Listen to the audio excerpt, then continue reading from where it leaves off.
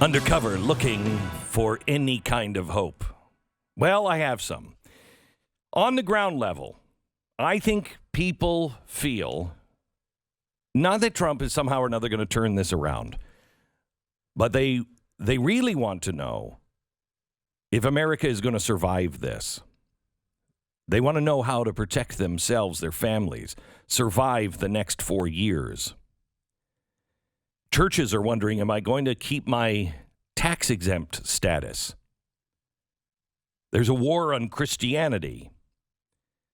People who voted for Trump worry about losing their rights and their freedoms. Well, let me tell you what I feel today. The good news coming out of the 2020 election, and there is good news. There's lots of good news. We just have to look past what happened with the presidential election. But no matter who is sworn in on January 21st, we have a real fight on our hands. And it's a fight we know. It's a fight we have won before. It's a fight where we know our adversary. We know his aims. We know his goals. We know the scope and the shape of his attacks against us. It's actually a fight we know how to win.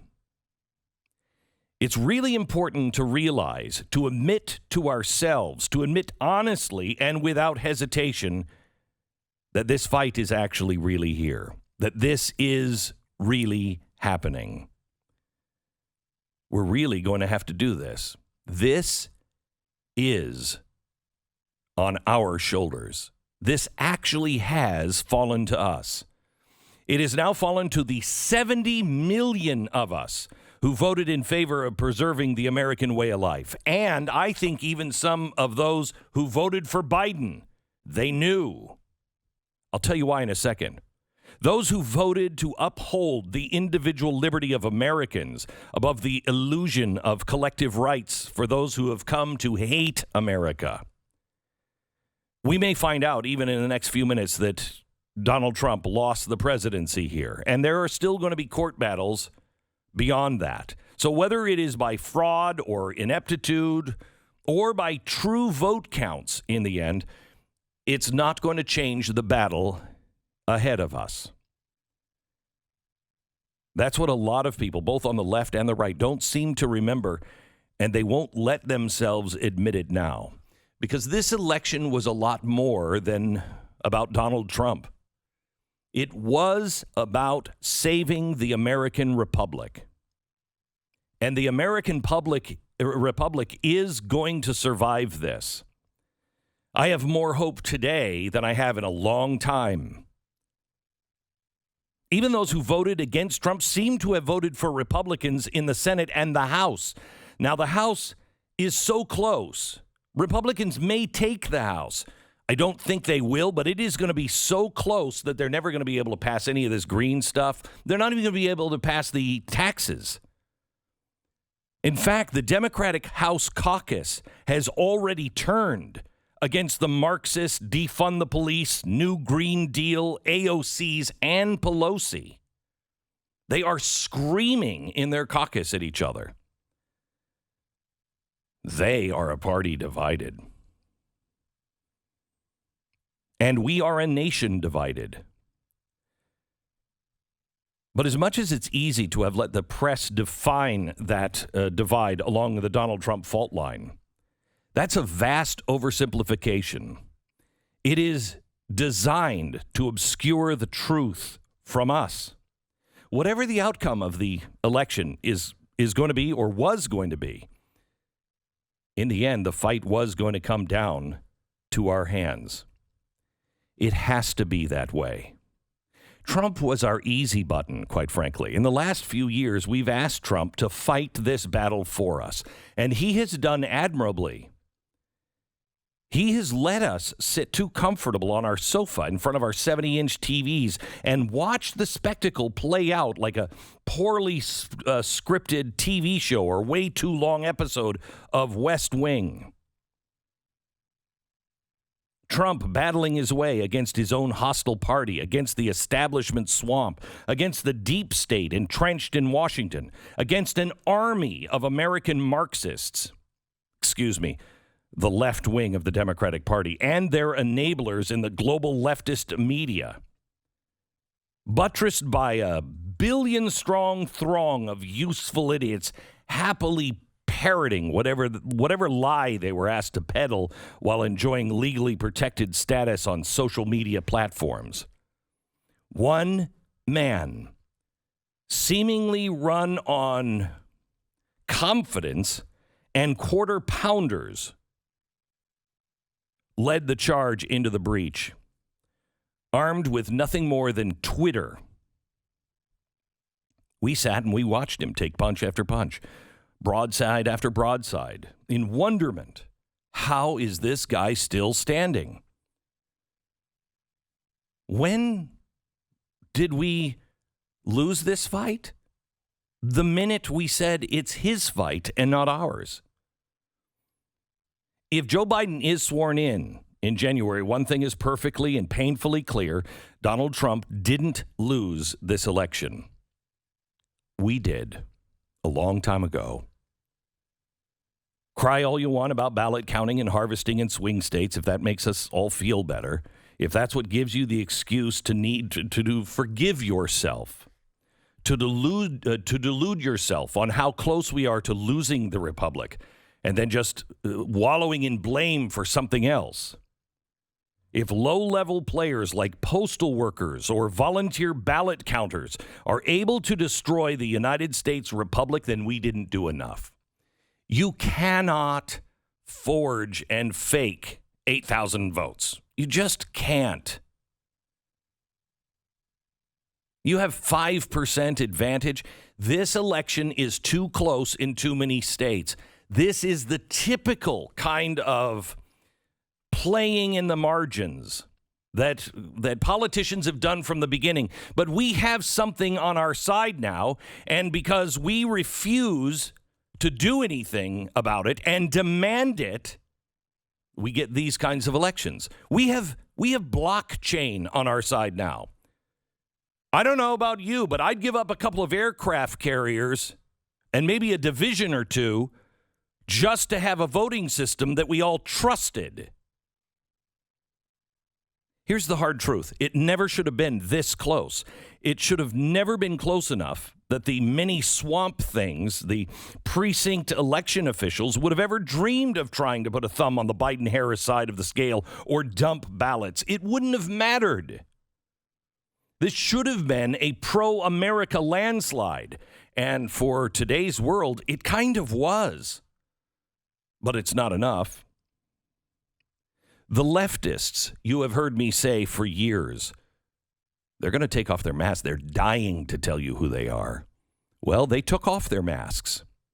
And Donald Trump skewered them so deeply, triggered them so acutely, that almost as one well-intentioned but just crazy monster, they removed their masks to let us know exactly who they are. Because Donald Trump, because of him, Democrats can no longer claim that they're simply nice people who can't do math. But gee whiz, I mean, they're just well-intentioned Americans who basically want the same thing we do.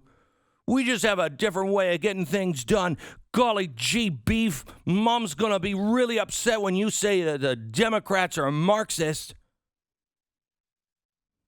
Wait until Dad gets home. Because of Donald Trump, that facade is gone. The facade of the media, gone. We now know exactly who they are, and they're not hiding anymore. They're going to. Because of this election, they're going to try to convince you again. They're going to go back in hiding. But they can't. As long as we remember, they're anti-God, anti-family, anti-American, anti-police, anti-human Marxists. They admit it. We must now admit it as well. To them, a child is only a human being when a mother says that it's one. To them, America is evil because our system of government and economics has resulted in wealth that others haven't achieved. To them, human beings are evil. The very air we breathe is poison to the planet, and our presence as a natural creature on this earth was a mistake.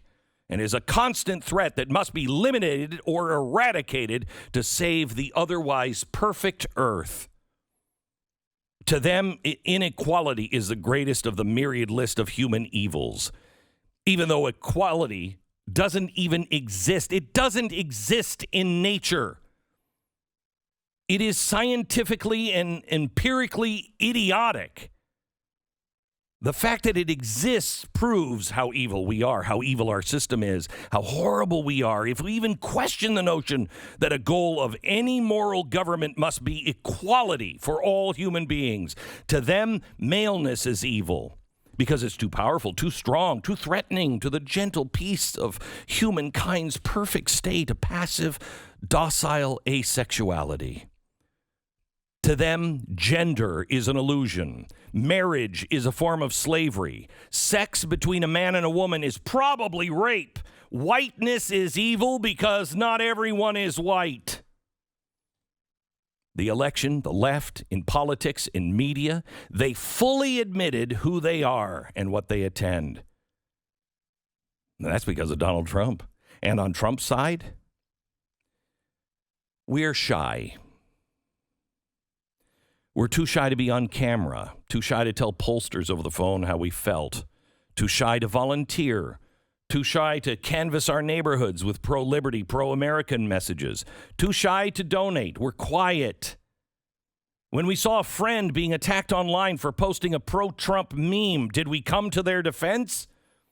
According to Truth Revolt's analysis of the month leading up to the election, over 90% of Facebook political posts were anti-Trump and anti-right or pro-Biden, pro-left. Yet Biden only got just over 50% of the popular vote.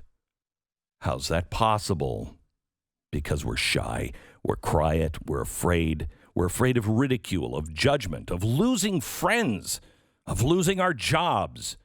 We relied on the silent majority to back Trump. Well, I got news for you. We're not in the majority anymore.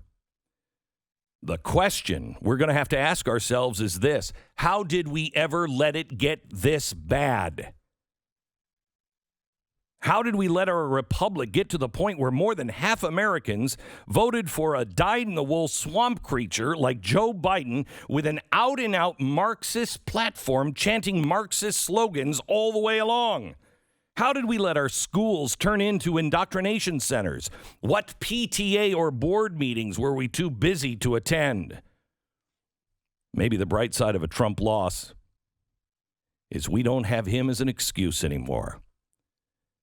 We're going to have to fight our own battles now. And you know what? I'm up for it. He won't be there to be the left's punching bag. We're going to have to find the courage and take the risks and stand toe-to-toe with these people to defeat them. But you're not alone. 70 million people are willing.